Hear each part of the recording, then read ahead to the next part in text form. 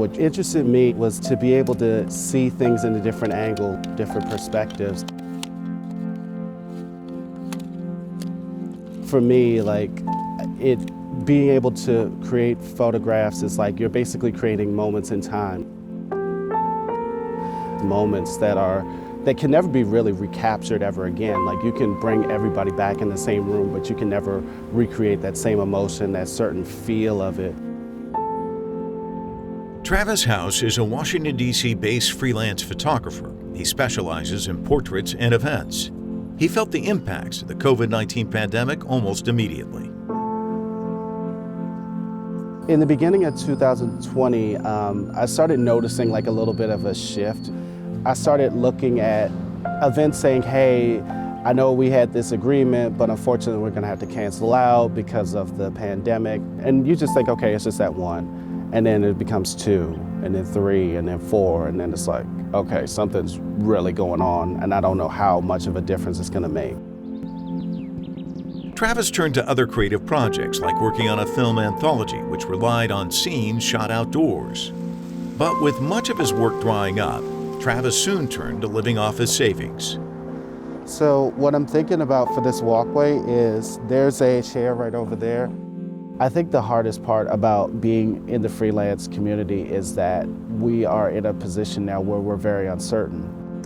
For photographers and videographers and such, is that it's a lot harder now because a lot of those events are kind of gone and we have no idea when that's going to be. I thought I was going to be able to shoot my event that got pushed back to this year, and I have no idea if that's going to happen at this rate. But the hardest part is just still trying to be able to navigate that. So I think it's just really, it's kind of given me the chance to really step back and really reflect on what it is that I need to do in order to shift that, in order to keep things afloat.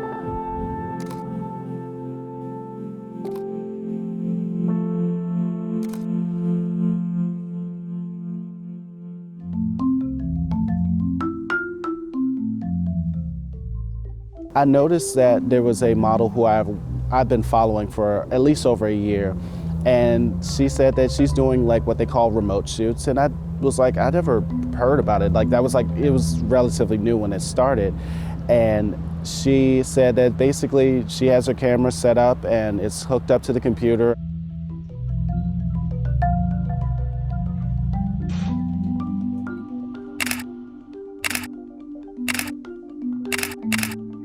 I'd always been familiar with setting up the SLR camera to a laptop and basically doing what they call tethered shooting, which is photographing, and it goes directly to the computer. All right, 1, 2, 3. I just want to make sure that sets. And I would have never really thought of being able to use like a web-based program to actually be able to remotely control like the system setups through that. So when I started hearing about Zoom, I was like, I thought it was just for meetings, honestly. I didn't think it was something that you can actually like be able to control someone else's computer through that way. And someone basically kind of cracked the code of saying, well, we can actually take the camera, set everything up on our end through the computer. You can control the camera from where you are at home and basically be able to control it that way and be able to photograph and change the adjustments to the settings and such. I can work with people who I typically don't work with. So I could be in Washington, D.C. right now, but I'm photographing someone who's in the UK, or I can photograph someone who's in the Netherlands. And I know there was one model that I worked with that was located out in Cyprus as well. So I started posting about it, and everybody else is like, where did you go to shoot this? Because there's a pandemic outside. There's no way you could have traveled all the way out to Italy, especially in the midst of this.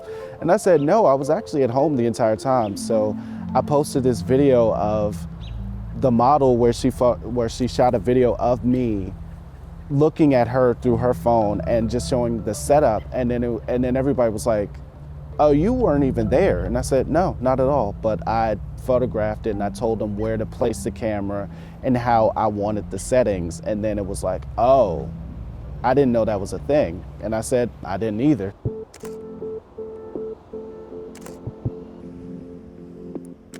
Travis says gig workers always need to prove their worth, and the pandemic is making it only that much harder. Like, I can't speak for everybody, but I know that it just definitely opened my eyes to say that you have to kind of really solidify and prove that this is why you're here and this is what you are providing into society. And, you know, I think a lot of times that gets lost as well. And just so you know, I'm getting the full body of this. I am working in my own way, it's just not the traditional way. I think there's a glimmer of light because I feel like I'm learning more about how to navigate in a post-pandemic world creatively as well, of understanding that maybe those ways that we have spent so much our entire time are definitely in a drastic shift. And I think that as time goes on, that I have to kind of learn to navigate within that as well. For Travis, the pandemic has almost been an unexpected gift. Like so many other gig workers, he's finding new ways to adjust his hustle. Yeah, I think a lot of these will look really nice in black and white as well. And in doing so, he's finding new ways of working, which he may have never discovered before.